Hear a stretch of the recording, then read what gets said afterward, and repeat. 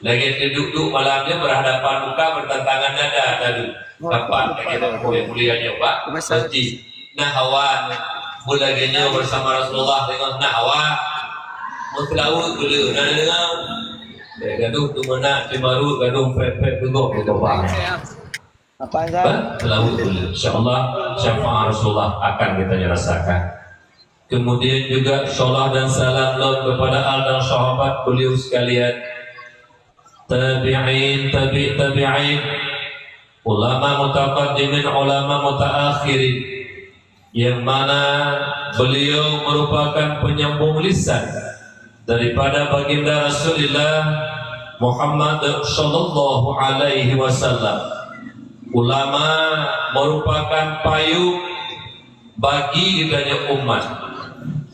Ulama merupakan lampu bagi kita